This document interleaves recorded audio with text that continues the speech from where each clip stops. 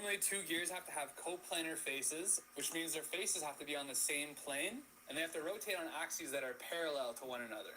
These two gears are rotating on axes that are perpendicular to one another. And the way that I made this is I took a normal gear profile and I twisted it 90 degrees. And if you look at the way the teeth come together, you can see that it looks a little bit like two screws coming together. And that allows both of these gears to mesh at a 90-degree angle.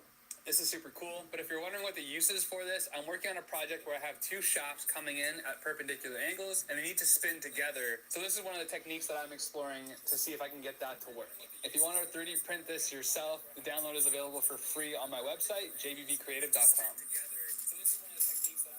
This is an interesting proof of concept print that I made to test this really cool mechanical principle, and that is these two gears that are rotating on perpendicular axes from one another. Normally, two gears have to have coplanar faces, which means their faces have to be on the same plane, and they have to rotate on axes that are parallel to one another.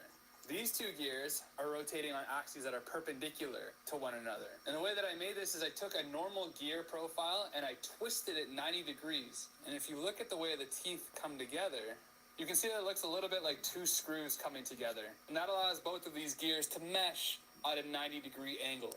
This is super cool, but if you're wondering what the use is for this, I'm working on a project where I have two shafts coming in at perpendicular angles, and they need to spin together. So this is one of the techniques that I'm exploring to see if I can get that to work.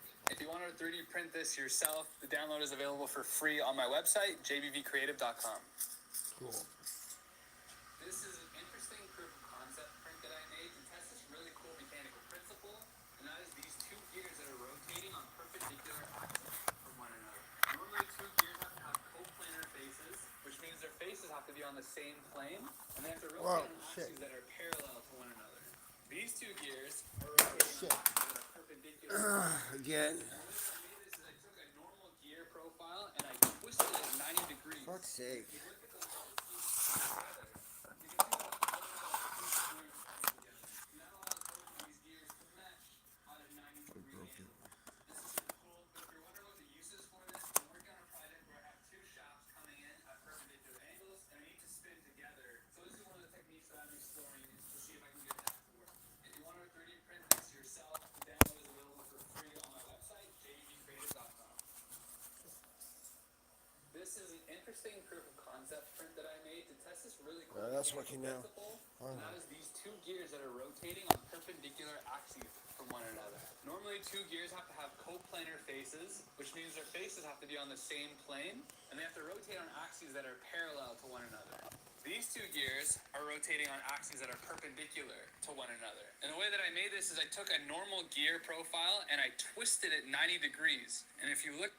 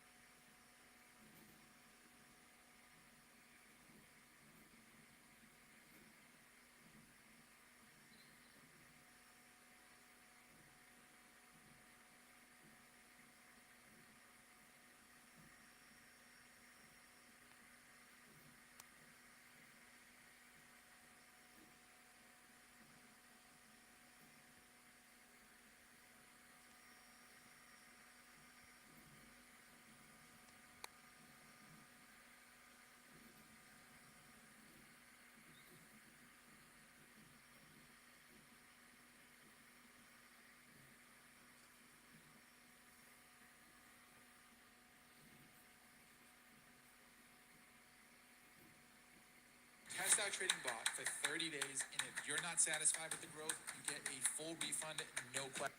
This is a demonstration of my low-cost infrared motion tracking system built from scratch, which is able to provide room-scale millimeter-level positioning at a cost of only $20.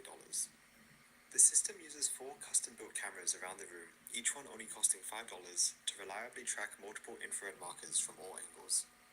Here you can see them giving a nice 360 infrared view of my dorm room. Using this infrared tracking system, we can localize drones inside my room to keep them in a steady hover, even allowing them to recover from major disturbances. This is the clip played again, with the tracking data shown in the bottom left, which was calculated in real time and sent wirelessly to the drone.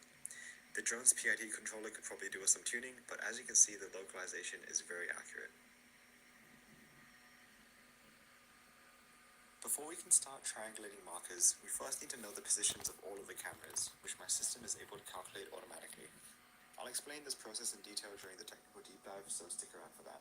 Here's a pretty cool demonstration of the system's accuracy, showing the high precision 3D tracking it's capable of doing. The system's triangulation is also extremely tolerant to occlusions of any camera's view, as you can see here. Each point only has to be seen by 2 cameras to be tracked, with each additional view providing extra accuracy. Even when positioning is completely lost, the drone is still able to seamlessly recover.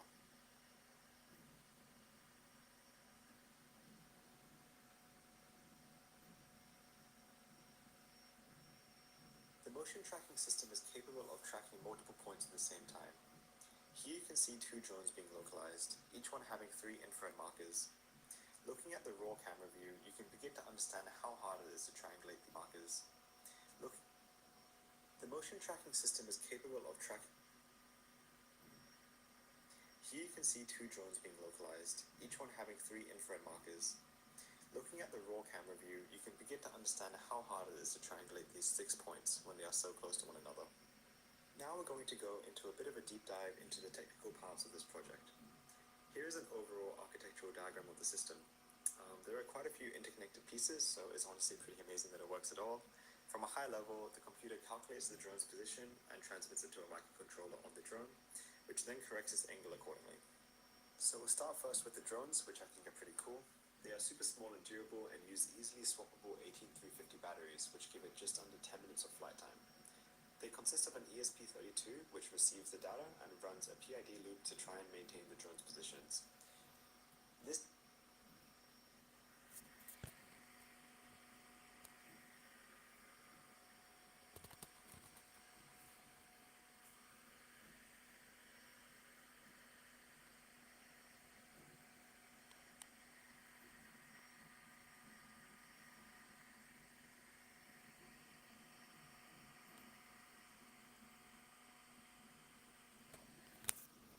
This ESP32 then pretends to be an RC receiver and sends throttle and joystick controls to a flight controller board, which keeps the drone stable and executes joystick commands.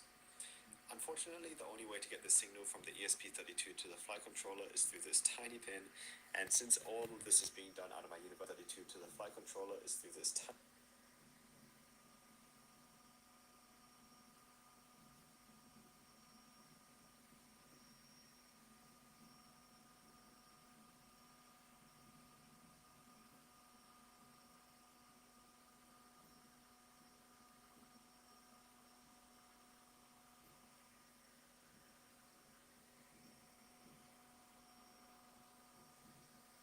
tiny pin.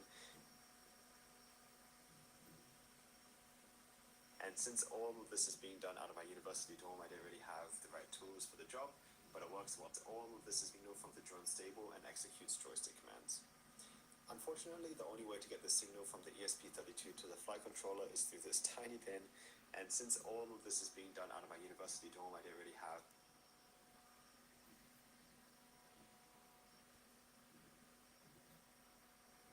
the right tools for the job, but it works well enough. As I mentioned, the ESP32 runs a nested PID controller. The outer loop converts the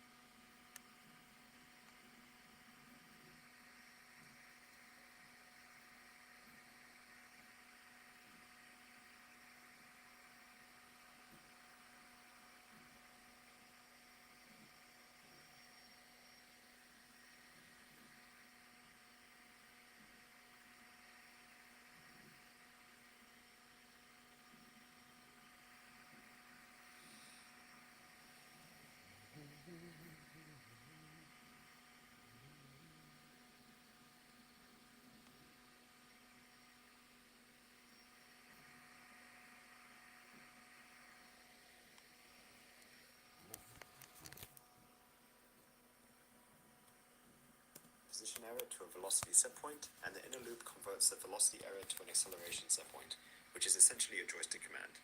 This is then sent to the flight controller, which actually runs another PID loop. So there ends up being like 3 dozen PID parameters to tune, which is an absolute nightmare. I never really got it tuned properly, which is why you can see it oscillating sometimes. The drone position is actually being triangulated super accurately. It's just the bad PID tune making it not rock steady in the air. Next, we'll look at the computer side of the system, starting with the cameras. Obviously, the cameras are a very important part of this project. I use PS3i cameras, which is... Obviously, the cameras are very...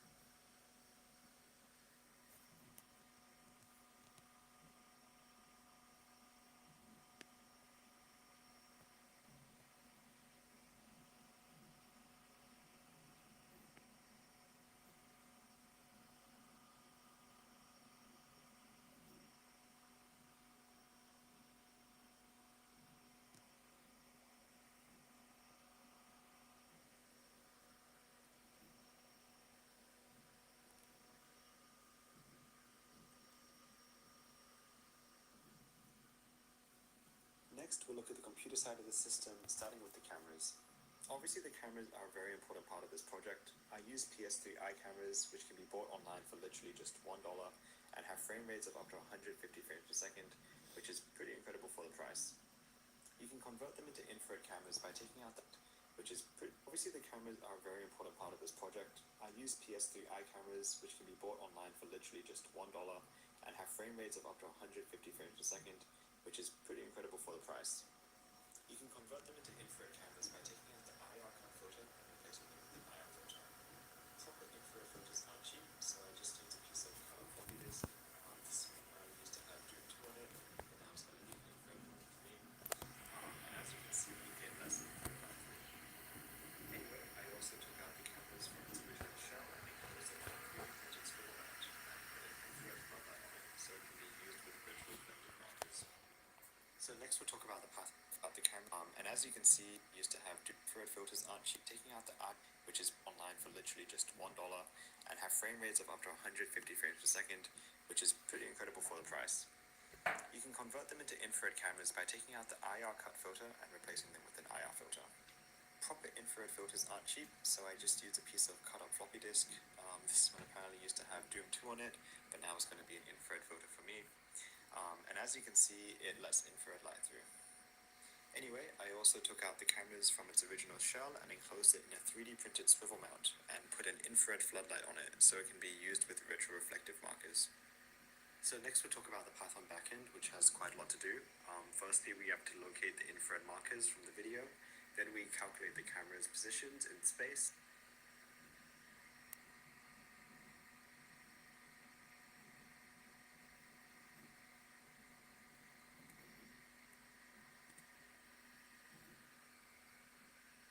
Triangulate the 3D position of the markers in space, and then identify where the drones are, do some filtering, and then send these positions to the drone. So locating the infrared markers from the raw video is pretty simple. We just use OpenCV to isolate the bright points in the video. The next step is camera pose calculation, which is essentially figuring out where the cameras are located in 3D space. Unfortunately, we can't just whip out a tape measure because it won't be accurate enough. But basically what we're working with is something called epipolar geometry, since we have 2 or more cameras in arbitrary positions looking at the same object. So given 7 points viewed by 2 cameras, we can actually calculate the relative rotation and translation between the 2 cameras. We need to do this in camera pairs, so we first find the relative rotation and translation between camera 1 and 2, then 2 and 3, 3 and 4, etc. And then doing this, we can figure out the relative position of all 4 cameras in space. There's a lot of complicated math involved in this process, and I would highly recommend watching this YouTube playlist from the channel First Principles of Computer Vision. It's an amazing resource, and me trying to explain epipolar geometry, camera pose calculation would just be a very poor regurgitation of these videos. OpenCV can help out with some of these steps, but a fundamental understanding of the math behind it is really useful and also just very Calculate the camera pose. Perhaps the coolest part of the camera pose calculation process is something called bundle adjustment. So the epipolar geometry camera pose calculation only gives you a rough estimate of where the cameras are. It could be off by a couple centimeters. This is manifested in something called a reprojection error. Basically, 2 cameras will see a point, and instead of their rays intersecting exactly in the same place, they miss slightly. and this distance between the two rays is something called the reprojection error, shown here in red. What we can do is run a nonlinear optimizer with our reprojection error as our cost function and camera poses as our parameters. This will slowly shift around the cameras, finding the most optimal positions for them to be in to minimize the reprojection error. It's honestly such a neat solution, and it's really cool to see it converge on a solution. It's honestly finding the most optimal positions for them to be in to minimize the reprojection error. It's honestly such a neat solution, and it's really cool to see it converge on a solution. Now that we have this cost function and camera poses as our parameters, this will slowly shift around the cameras, finding the most optimal positions for them to be in to minimize the reprojection error. It's honestly such a neat solution, and it's really cool to see it converge on a solution. Now that we have all of the camera's poses, we can start triangulating the points.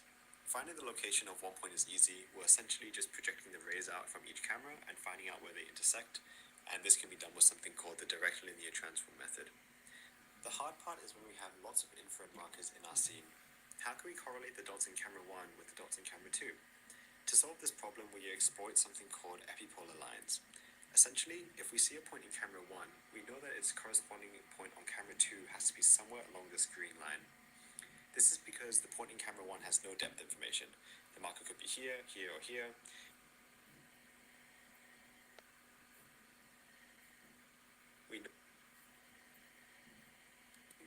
How can we correlate the dots in camera 1 with the dots in camera 2? To solve this problem, we exploit something called epipolar lines. Essentially, if we see a point in camera 1, we know that its corresponding point on camera 2 has to be somewhere along this green line. This is because the point in camera 1 has no depth information. The marker could be here, here, or here. We don't know how far away from the camera it is. So therefore, the marker could be anywhere on this line in 3D space. So the image point projected onto camera 2's sensor must be somewhere along this green line, making our life a lot easier. Using this epipolar line, we find possible sets of image points which could correspond to each world point. We then calculate the reprojection error for each one of these sets of image points and choose the one with the lowest total error. This allows my system to be tolerant to some cameras not being able to see an infrared marker, or markers overlapping with one another and merging into one blob. Finally, now that we have our markers and locations triangulated into 3D space, we can locate the position of each drone. So we need 3 markers for each drone to calculate its position and heading, while also distinguishing the drones from one another.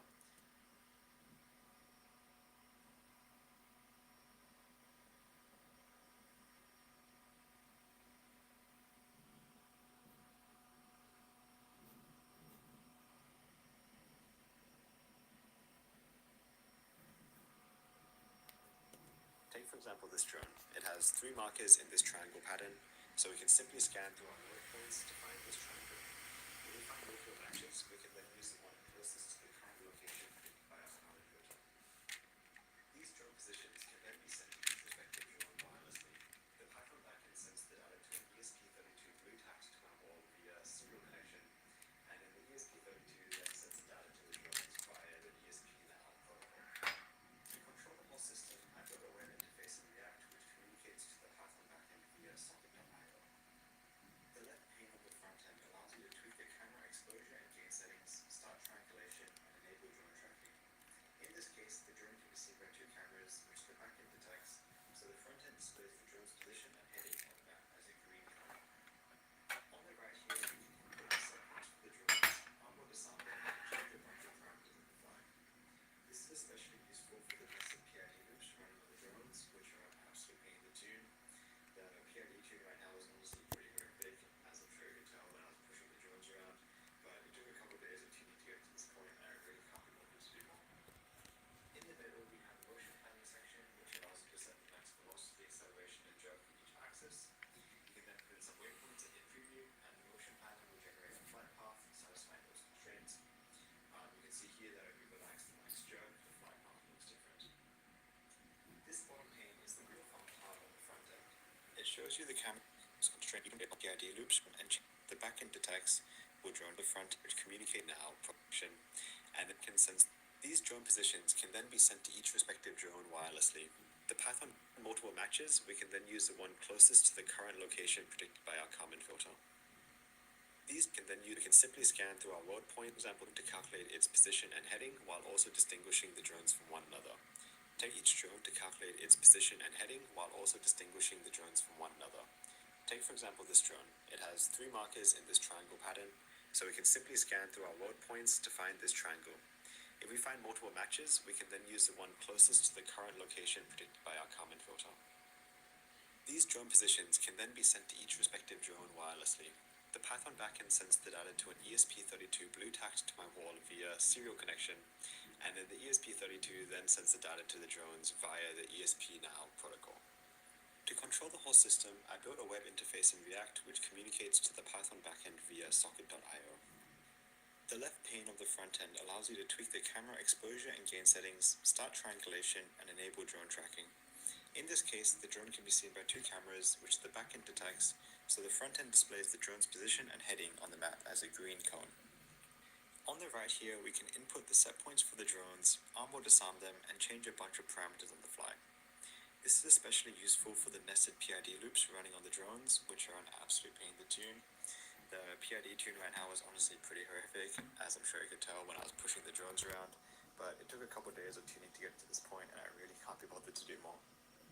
In the middle, we have a motion planning section, which allows you to set the max velocity, acceleration, and jerk for each axis. You can then put in some waypoints and hit preview, and the motion planner will generate a flight path satisfying those constraints. You can see here that if we relax the max jerk, the flight path looks different. This bottom pane is the real fun part of the front end. It shows you the camera's location in the room, the tracked points, and the drone's location. The chart on top shows you a bunch of metrics in real time, like position and velocity, which is very useful for PID tuning. Going back to the overall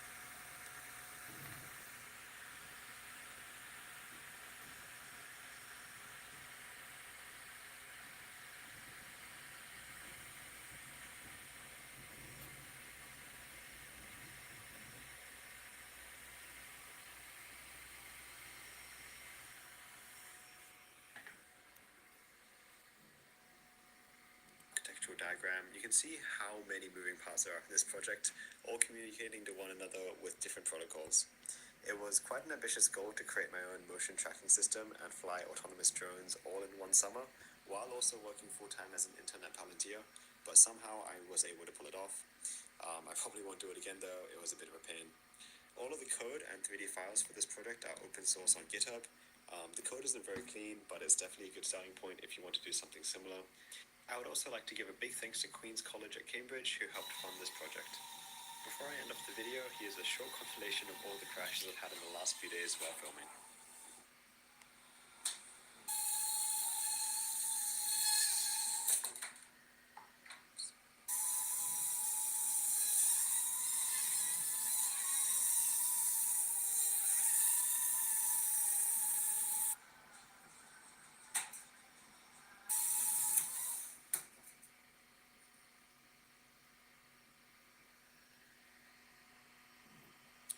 Joshua Bird.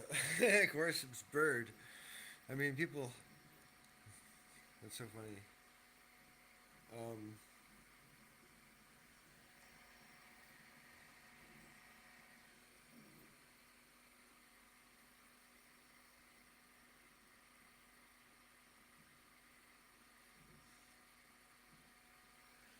Ah.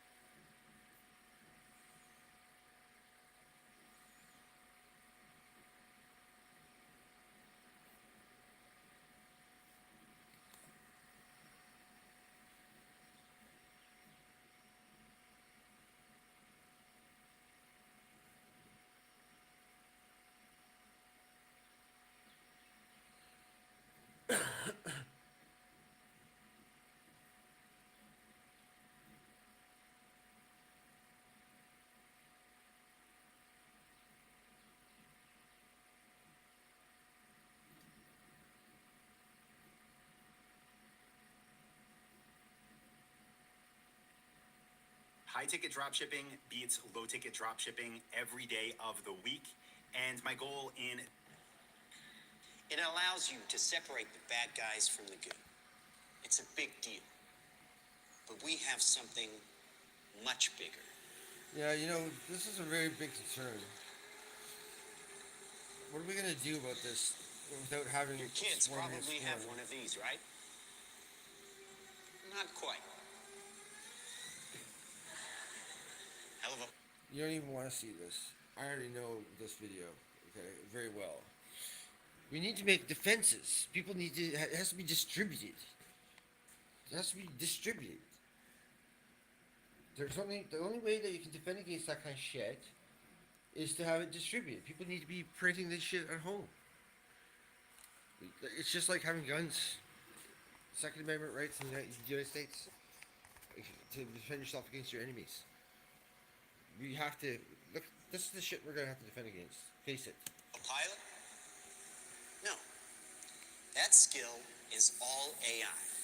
Yeah. It's flying itself. Its processor can react 100 times faster than a human. The stochastic motion is an anti-sniper feature.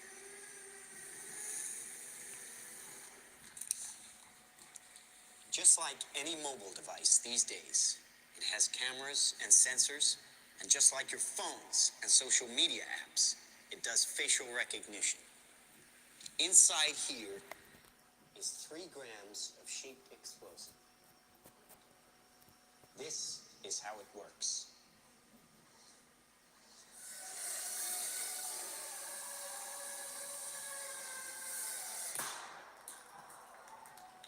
Did you see that? That little bang is enough to penetrate the skull and destroy the contents. They used to say guns don't kill people. People do. Well, people don't. They get emotional, disobey orders, aim high. Let's watch the weapons make the decisions. Now, trust me, these were all bad guys. Now that is an airstrike of surgical precision. It's Now, if that doesn't scare you, then you're stupid. Okay.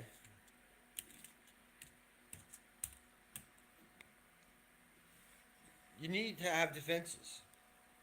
You have to. Anyways, the point of these drones is to clean up the environment and to gather materials, recycling and stuff like that, and bring it back to locations where they can be recycled, and then you can make more drones, and then we can use that for construction. The drones themselves will be 3D printers. They'll actually do 3D printing together with ultrasound.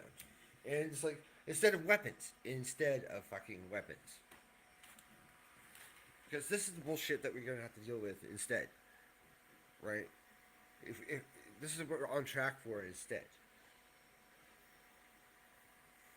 And I'm really aware of my old band name is Altered Quick. The Altered Quick. And it's just called Alter. You know, I'm fucking aware of all this shit, you know. I'm very much aware of it. This is 12 times faster, this printer, than a regular 3D printer. And the firmware is completely programmable. We can network these things with Bitcoin. Secure them with Bitcoin. So we know where the commands for these drones come from. We can track everything that they do using the blockchain, using tokenization. Everything, the lifeblood of these things will be tokens. Everything that they do, every instruction, every set of commands is going to be executed by tokens that are signed, its flight plan, etc. Do you understand what I mean? Because if you don't understand what I mean by now, you're never going to understand. We need to be able to control this shit. The operating systems and control flight control systems, everything, all the code that's going to run on these things has to be loaded from the blockchain, so nobody can hijack the code while they're in flight. or any other time. It's going to verifiably load its code from the blockchain signed by the owners. Right? It's not just going to be some random thing out there. It's going to be registered to the machine. And you see, without support material, the tree ends up being kind of weird. And this one's a smaller one. I wonder why it ended up so much smaller than the other one. I scaled it to the same factor. This is all part of the learning process.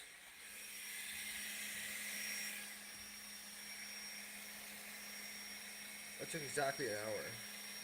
It's actually too small.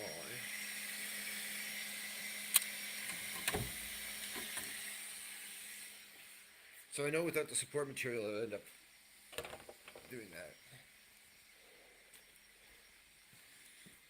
But I meant to get the support structure done correctly, so it didn't work. This is not 100% successful line of close. So let's see what's wrong. This upper part of the branches should be suspended upwards, right, with the structural material. Enough that I can break it off at least, and then reassemble after it's painted or printed in a separate color. Yeah, it's too small. It came off much easier though. I think I can still do something with this one, but that's too small. I want it to be this size. And what happened to the base? Interesting.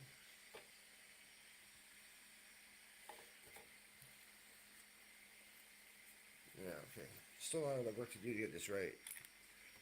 What happened to the base of this, though? It's weird. They all have a base.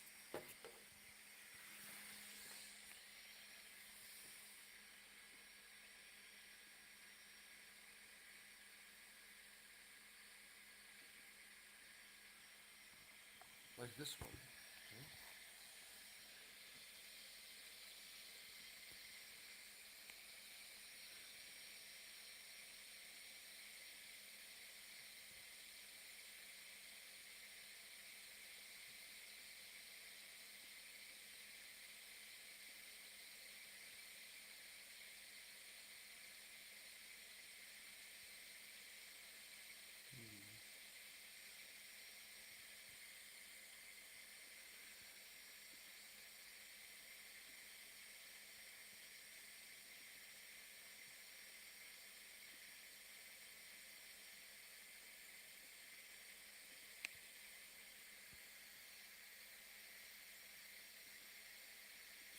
You see, so like basically, what if you think it's like actually easy to do, it's actually not easy to do because it's good. You have to like do a bunch of stuff to get it right.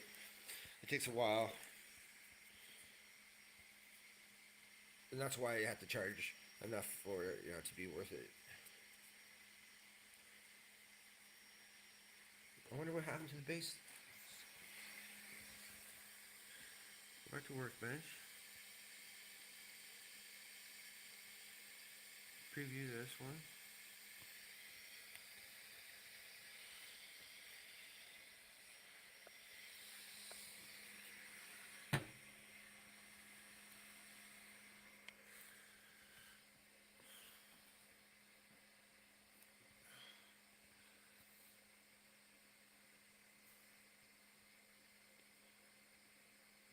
It's one of a range of products. Trained as a team, they can penetrate buildings, cars, trains, evade people, bullets, pretty much any countermeasure. They cannot be stopped. Now, I said this was big. Why? Because we are thinking big. Watch. A $25 million order now buys this.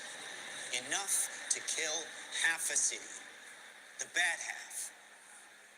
Nuclear is obsolete. Take out your entire enemy, virtually risk-free. Just characterize him release the swarm, and rest easy. These are available today. We have a distribution network taking orders from military, law enforcement, and specialist clients.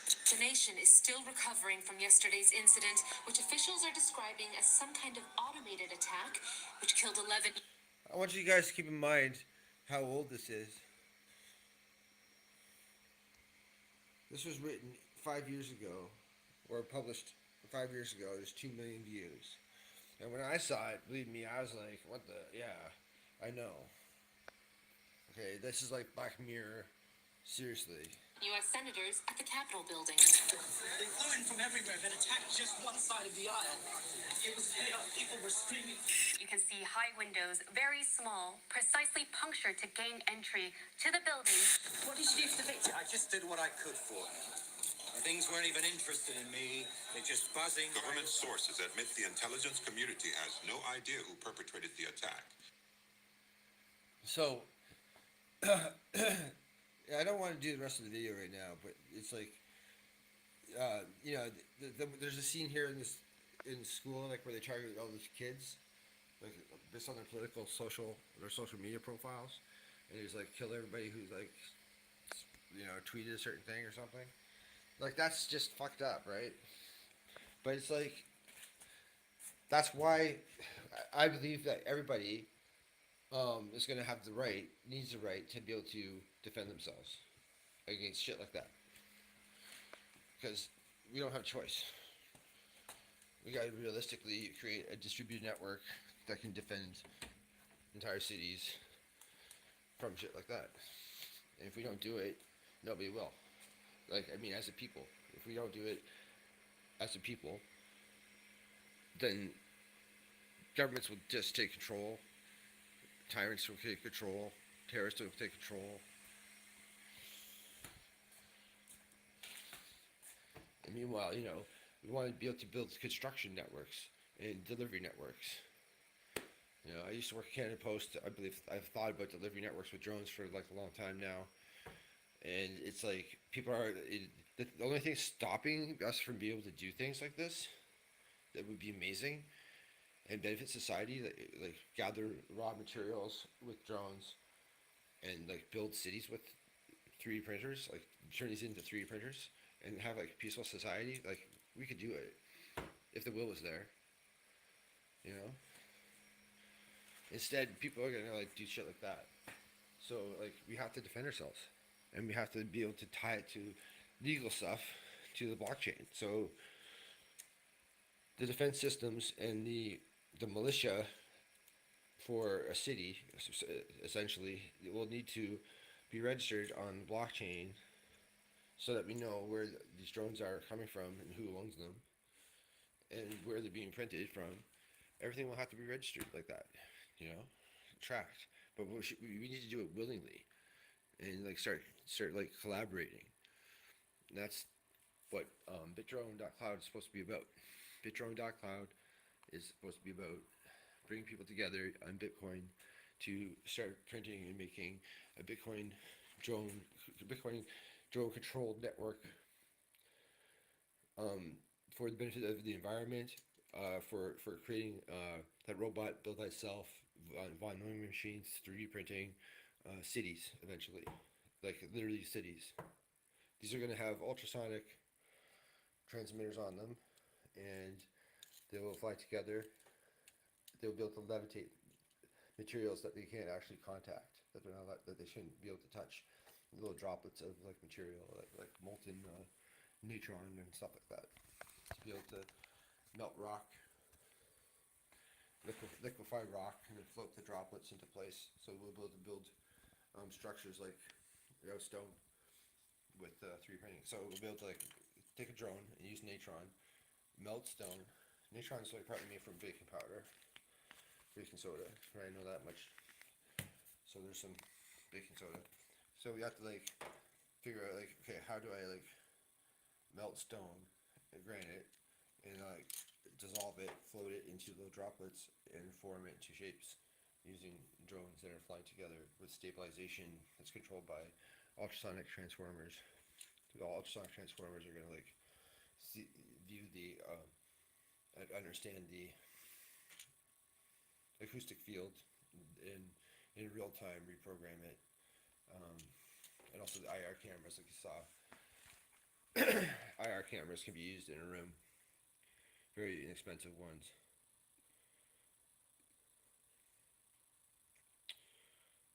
Again, this is supposed to have a base.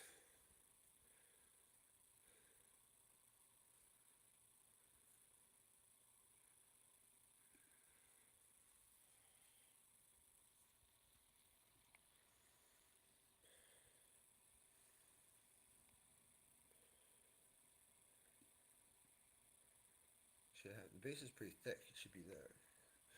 Something, yeah, it doesn't print right. I'm gonna have to redo it completely. I wonder what happened there on the bottom. And I saw that it was wrong. It didn't look like it was doing the skirt wrong. It looked like it started like further up than it was supposed to for some reason. I wonder why.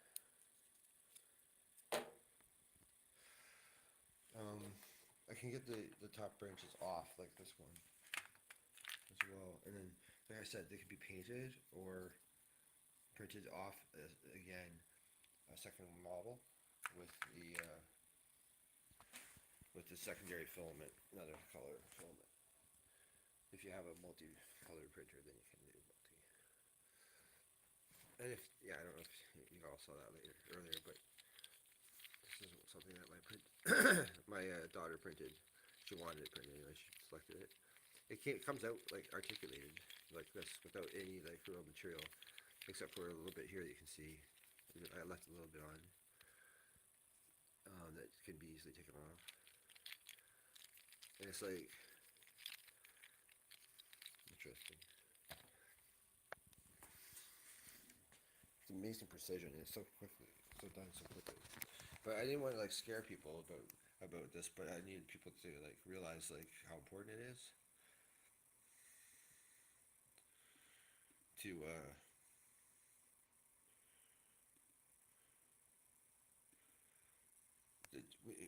when we control drones like this well, like they can do like fireworks or it looks like fireworks,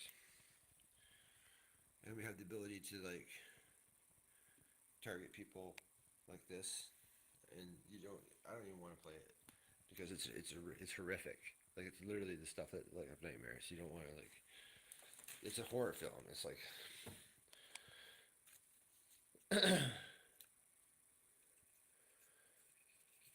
Much rather say, look at this, see it's damaged at the bottom, so I might be able to fix it, but I'll probably have to rehit that one again too. Like I said, lesson learned, or at least a piece of it. Okay. See, like models like this are much easier to print, right? They're all straight edges and stuff like that. This organic, the kind of shape model, is like a little more complex, but it's like not something that you normally be able to build. So that's why I'm interested in trying it. Okay, what now? Well, I have to like figure out what's wrong with this drone, and this got a broken button. I'm trying to figure out like how I can fix that possibly. And I gotta like refresh my memory on exactly how to use a multimeter because it's been a long time. Or just read the instructions or anything. I know some of it, but it's like hard to remember exactly how to use it. But it's a new one especially.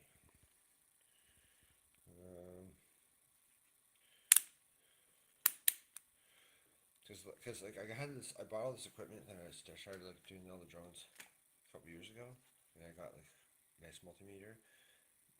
But the last time I had done like really advanced electronics was way back, so I had to refresh my memory on that, and I never had the chance to because it was stolen from me. So was my soldering iron that I got. And I'd done some electronics with that because I built a 3D printer, this one. But this didn't require like, well, it did require the multimeter. Yeah, it's one of the reasons why I bought the multimeter. Was building this printer. So yeah, that's when I got all the electronic equipment. Was when I built this.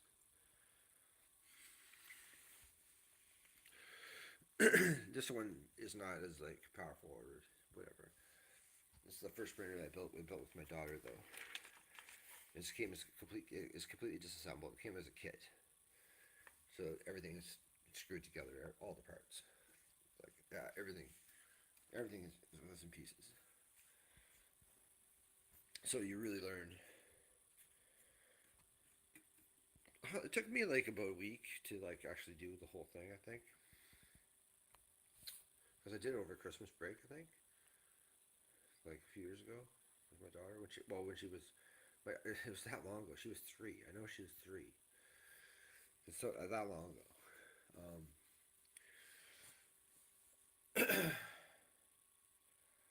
So it took that long from Botcoin, where I got the Skyhook machine and the miners, like the miners, 2 of them actually. When I got those, that was 2014. I got those. Then I got the 3D printer when my daughter was 3, so that was 2015. Yeah. So I got this in 2015. Like around the same time, like or after I got that stuff. I don't know, sometime random. So that's when I started doing 3D printing. Except for this 3D printer, the thermistor is broken. Right? This thermistor is broken. When I was assembling it. And it's never printed. Yeah, that's true. It ended up shelved because it doesn't have a stupid little tiny thermistor. No, I was gonna get to it and put it in a new one, but everything got derailed at some point, so it never got done. That's how the project got screwed over. And now we're going fast forward all the way to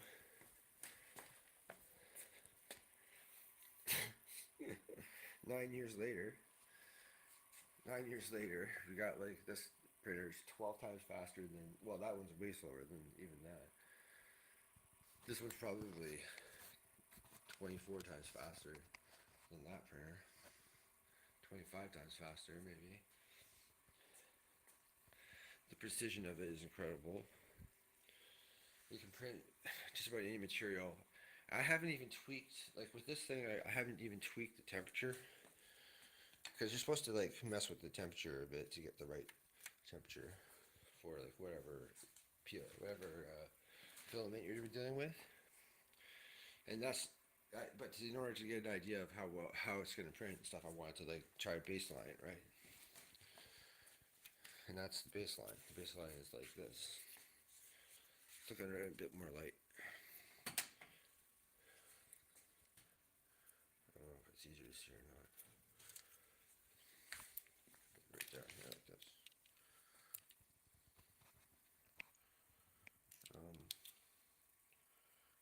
So I wanted to actually see the texture a little bit, because it's a little bit hard to make out. At least I can't see, as you can tell, but it's got a kind of texture to it.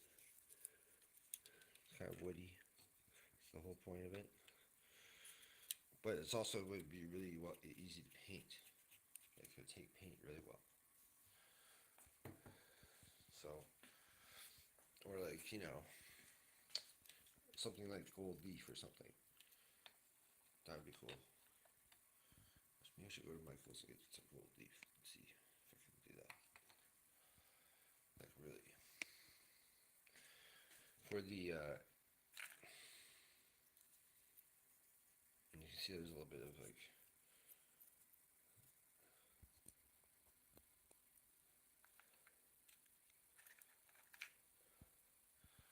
well, it definitely took on a challenge, but it's fun.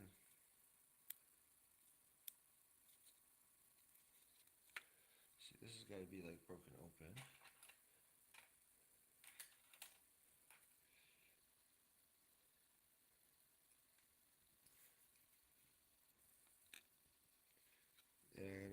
2 hands. I'm not gonna try it with 1. I'll set up the camera holder later.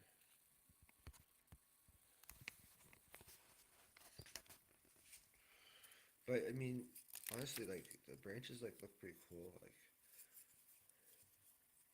I really like how a lot of it turned out, and especially like the first time it actually got like a full one printed. It wasn't actually that horrible. It was like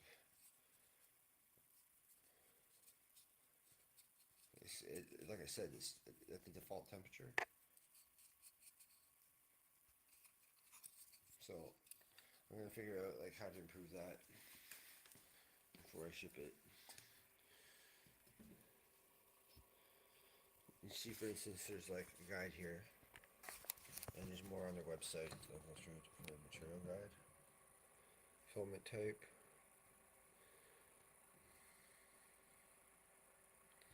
Hyper PLA is the other one. This one would be like I think generic, but also wood, or maybe under G. I have to look.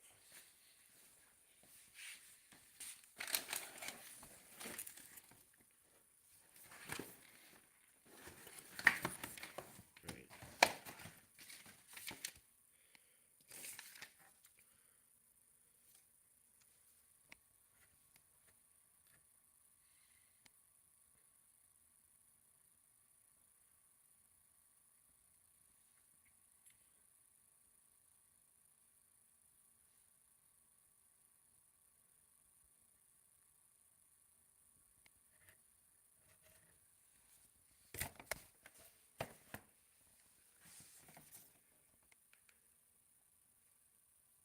This is the wood one. PLA wood. It's just regular PLA wood. High quality precision. I thought there was another sheet here for that.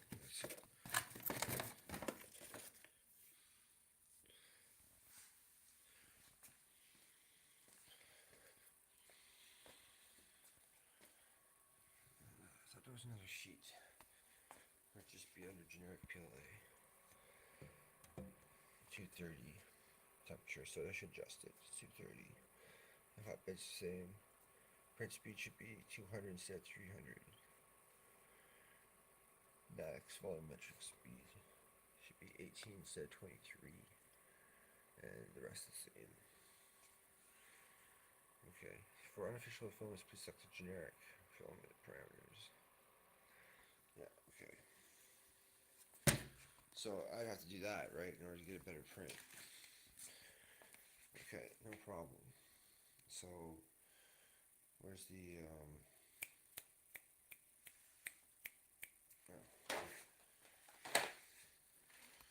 clean this off here.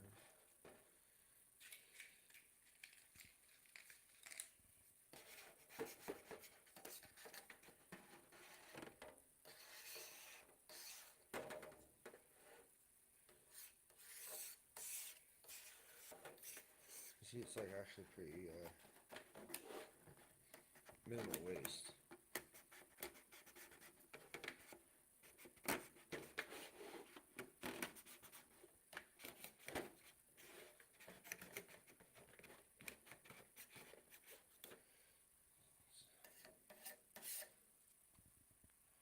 It's actually really like, yeah, minimal waste on the print for that. That's pretty cool.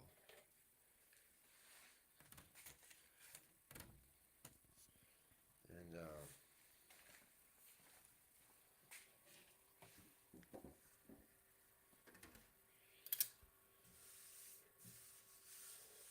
it's gonna get scratched.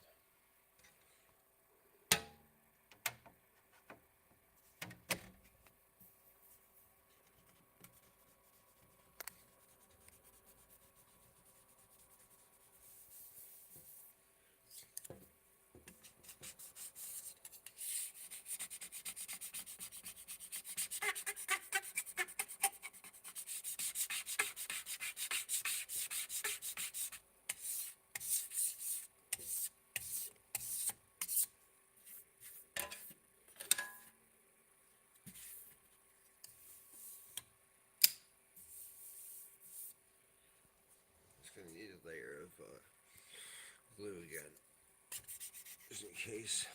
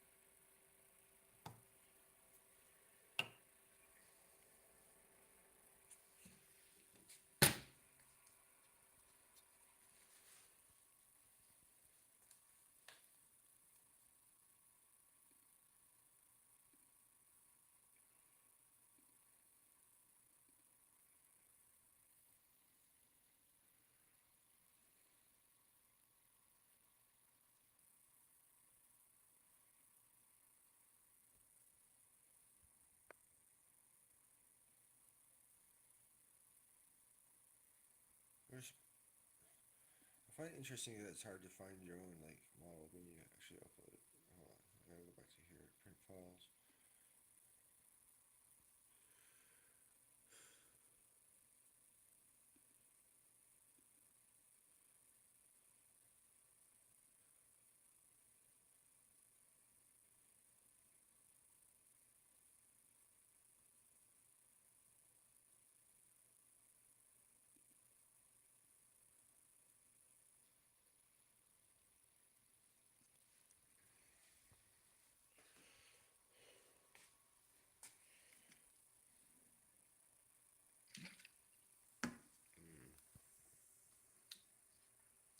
Hello.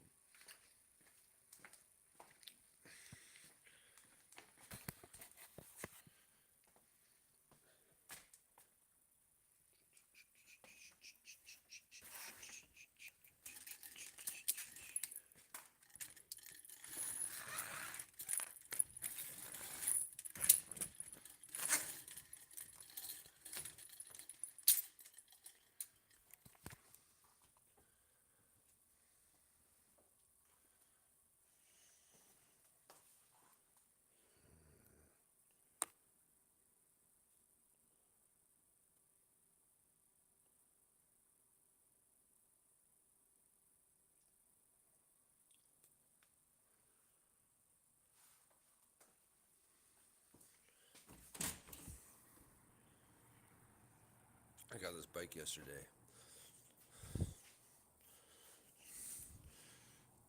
Cheap one for $70 from Kijiji. It was new. I don't know where he got it though, but it was $70. Okay, I'm going to like because I broke my other one, an old one, and I need something to ride with my kids. And I'm going to convert it into an electric bike. I need to be able to break it if I and not be afraid to like destroy it. So yeah, it's the one. So I got a cheap one. Okay, got water the plants.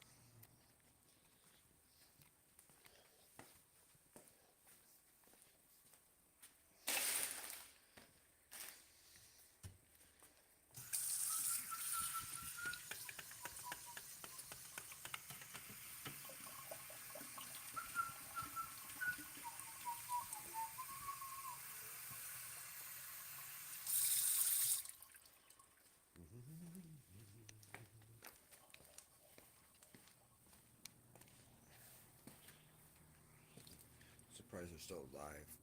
A lot of them must have died already.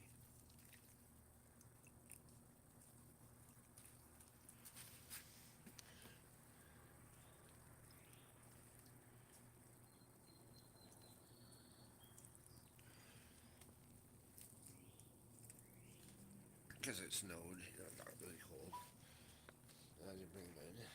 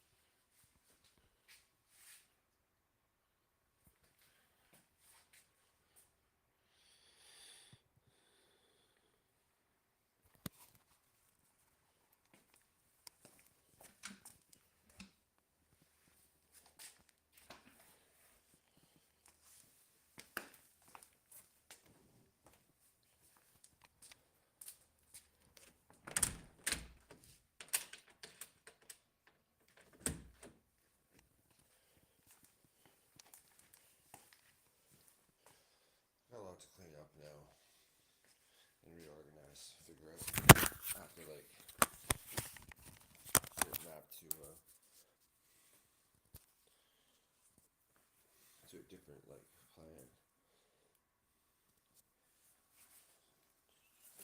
Like all electronics is gonna have to be done like here and on the table. But I need like a place to eat, so I can't just put everything on the table like this all the time. So we're gonna have to like make some room here, I think. I don't know. I need to put a table here. That's what I need. And put this here. Yeah. I think.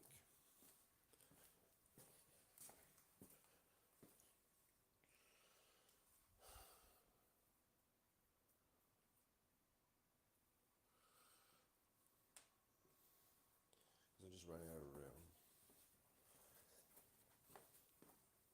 When you're in your little room, you're working on something good. Gonna need a bigger room. You might not know what to do. Might not know how you got started. When you're in your little room. Da da da da dee da da da da da. Da da da da da da.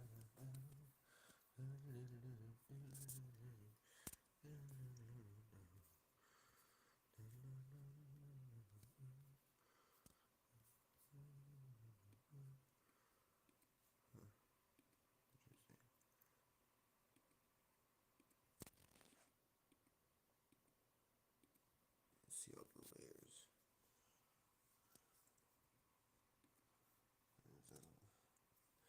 Do I have to re-slice it, I guess?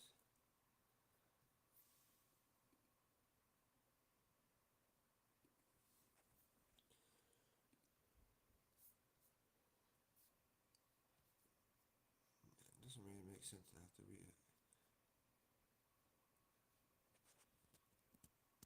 These are created, but I want mine. Where?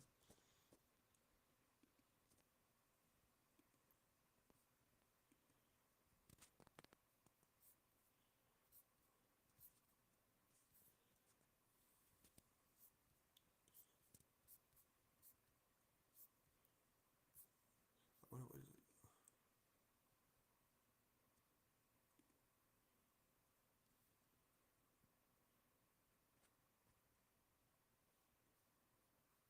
I wonder why it doesn't go under like your own models. Like it's so hard to find your own thing. Like I go to Workbench, I have print files and prints. These are the actual prints completed. Add and make. What does add and make mean? There's no parameters. Does it mean I can do a different version? Layer height, print speed. Yeah, I want to change it.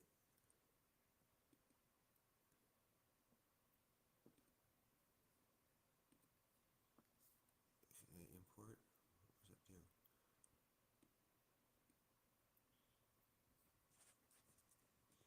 Add and make. Oh, okay. So,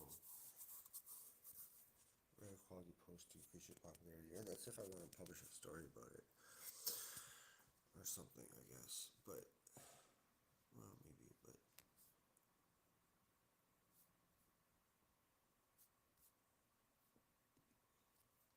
This is,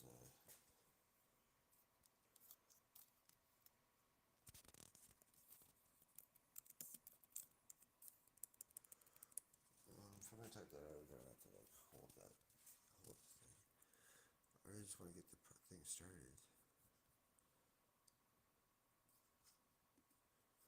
Go back.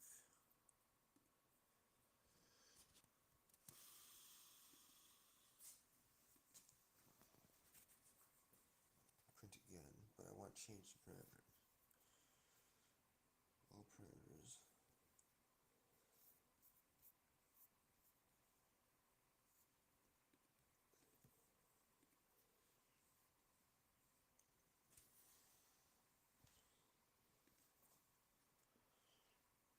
Let's just loads the whole thing. If I try printing again.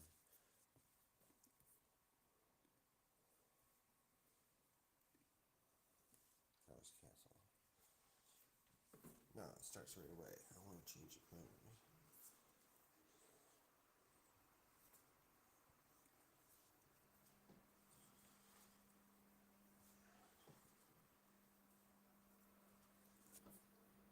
I have to wait a minute. Or I can cancel it through here.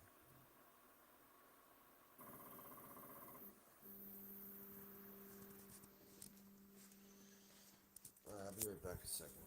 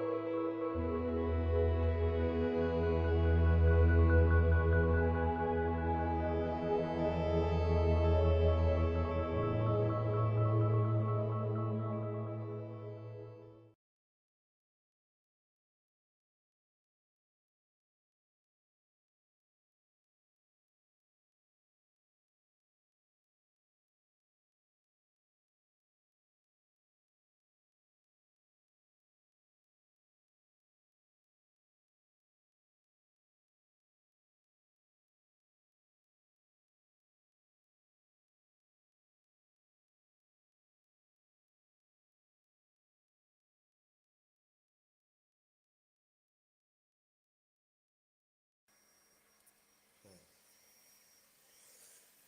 Back. So what did? Oh yeah. Cancel. Cancel.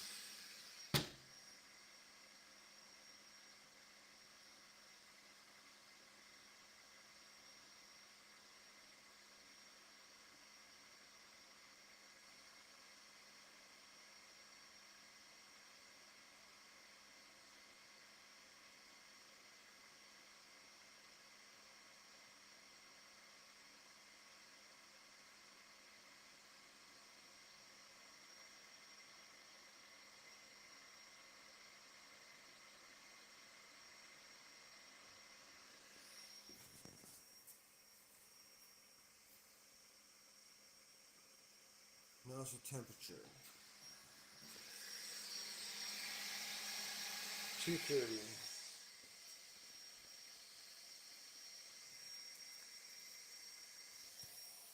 230 target value. Hotbed temperature. 45. Target 45. Chamber temperature. 28 degrees.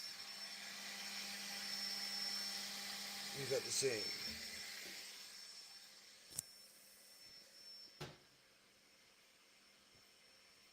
Z axis, Y axis, Z axis, 10 millimeters, 1 millimeter, 50 millimeter.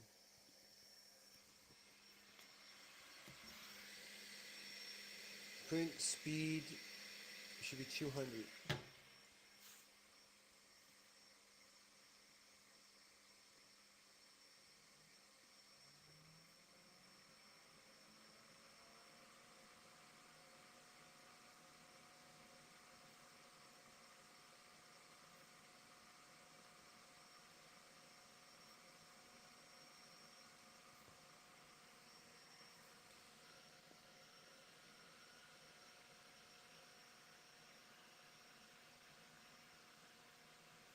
with the print speed?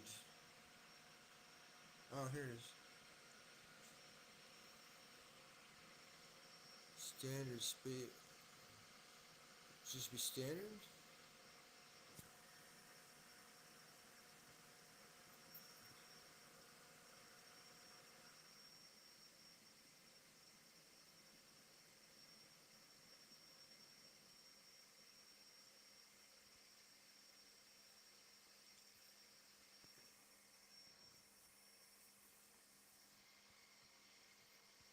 What about their speed?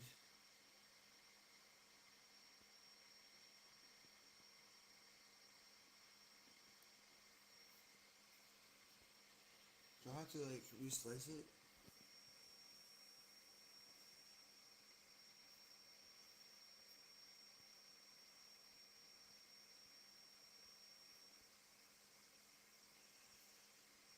Standard's 100%, so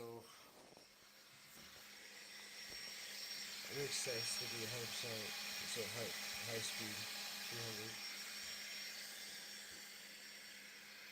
300. Model fan, side fan. Okay, so it should be model fan 100, side fan 80.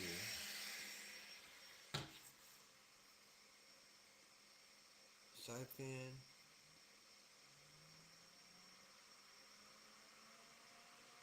80. No back fan?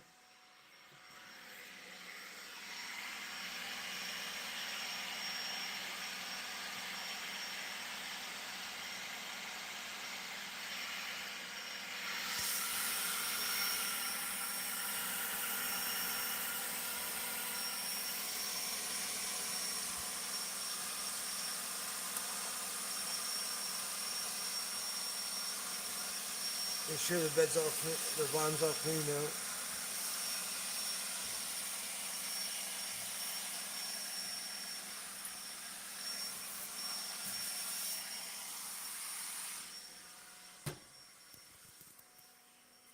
Okay, yeah, it makes sense. Alright, just want to check the last thing. Volumetric speed, millimeters per second, 18. Yeah, the max volumetric speed, 18. So how? Value, target value, 10 millimeters. Is that the, no, I don't know. 18.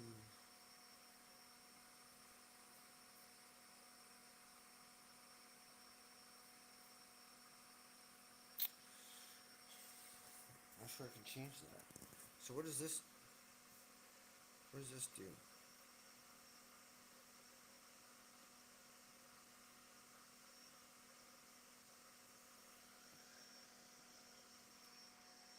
So I'm looking for help on the axis 1 millimeter bit. Also, people suggest using CUDA for it instead, like, because it's more advanced. But like, I just want to try like.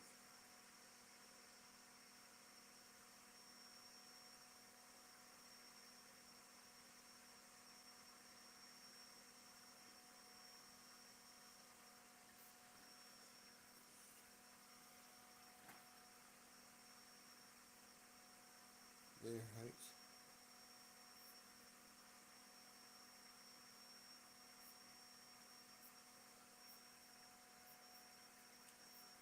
You see, I'm not able to change all this. I have to do the slicing over again.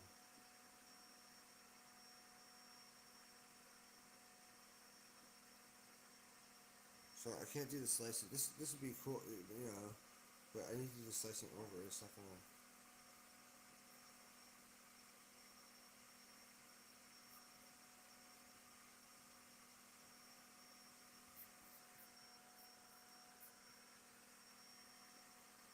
So I have to go back to the print files.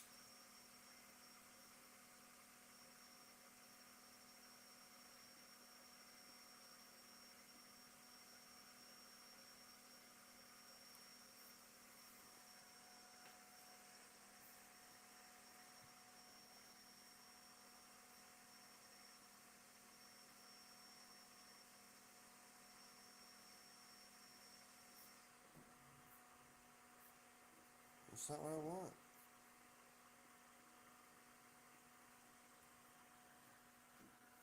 I want to slice it again. Did I really have to upload it again from scratch?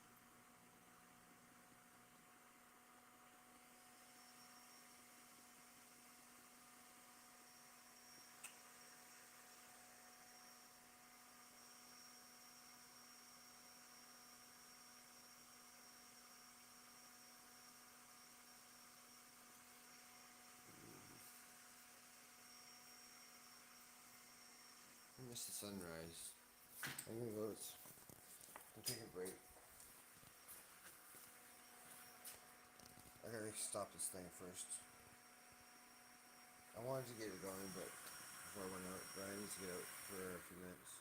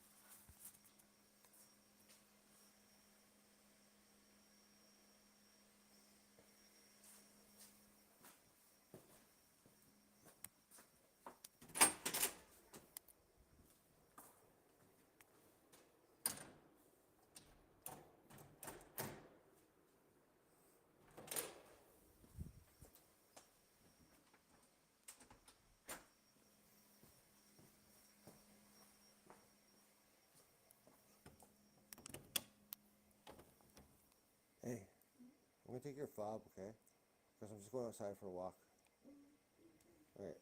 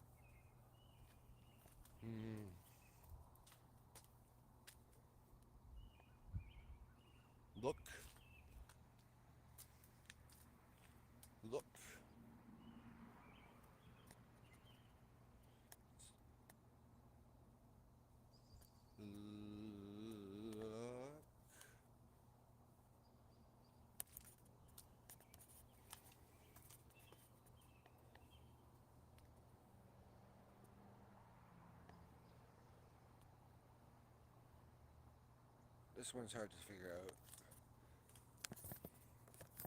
This is eyes open, eyes closed. Look. Something. Look. Something.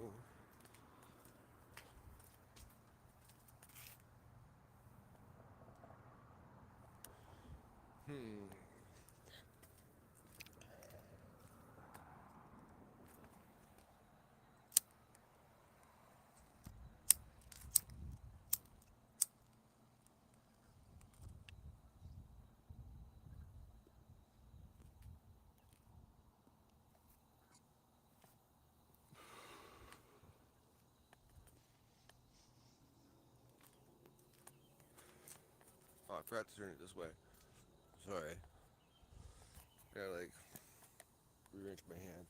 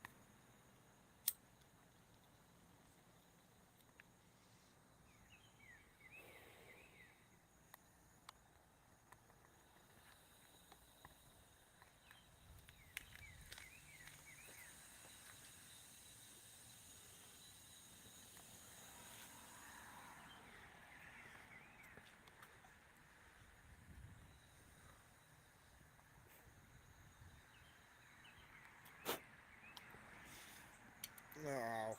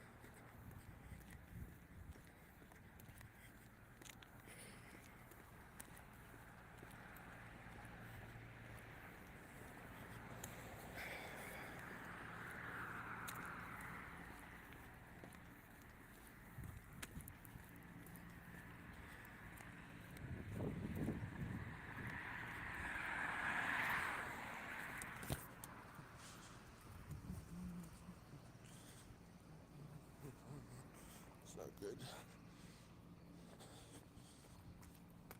That happened.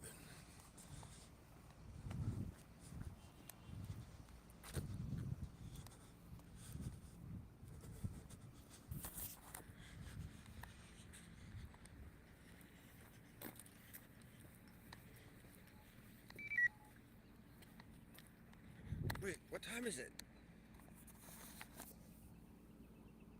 6:47. Oh.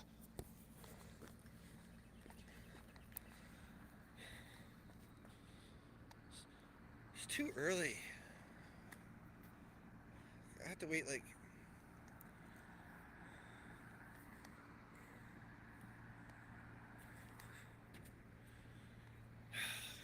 Crap. It's too early to go to that Tim Hortons. I have to go to the other one.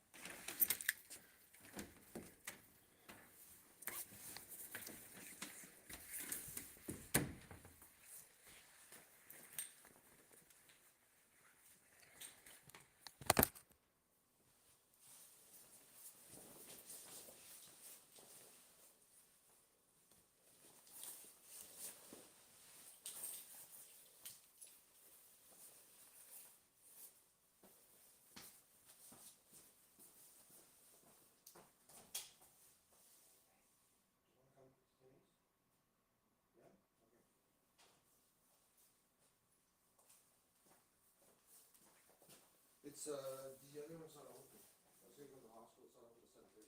So I was just gonna go to the one by Baseline. Down Baseline Station. It used to be called Baseline Station. It's a different pub now. Is it early for you? Yeah.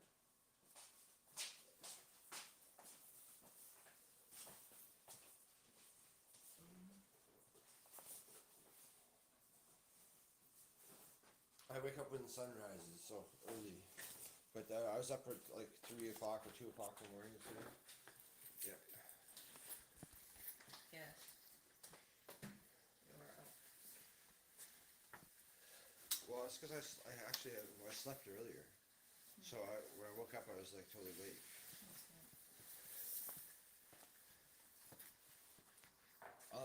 So I started another 3D print job. I had to like re-slice this thing and set the printer parameters because it wasn't even set to the right parameters yet for this. It was just default. So it should come up a lot better job once I set the printer parameters correctly, like the recommended ones. Yeah, and basically I need, you know what I need? I need to figure out. I'm just gonna get like off Kijiji like a little table that will fit here at some point, so that the printer can go there, right? Because I don't want it here permanently. It's not going to be here permanently. It's going to be here, over here. And like I wanted to make enough room to get around the table here, so I tried to rearrange it. What do you think? Yeah, it's good. Yeah, so all this would be like, I'm gonna clear off all this should be on the table. It's just that I have to be able to get to the table like around. I can't have it against the wall.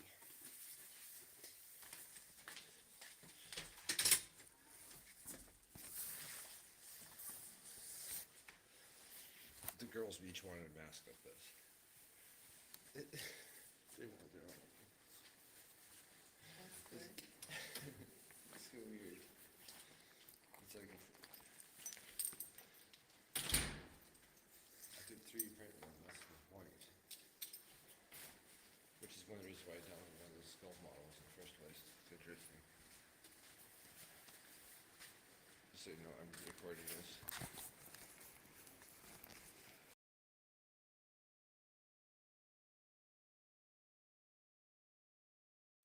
I'll turn it off if you want. There's some bingo on April 26th. What's the date today? That was yesterday, right? Yeah, that was yesterday.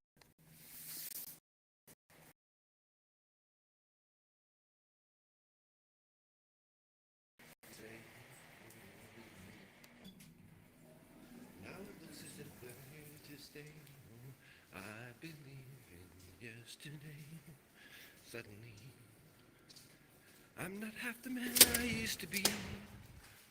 There's a shadow hanging over me.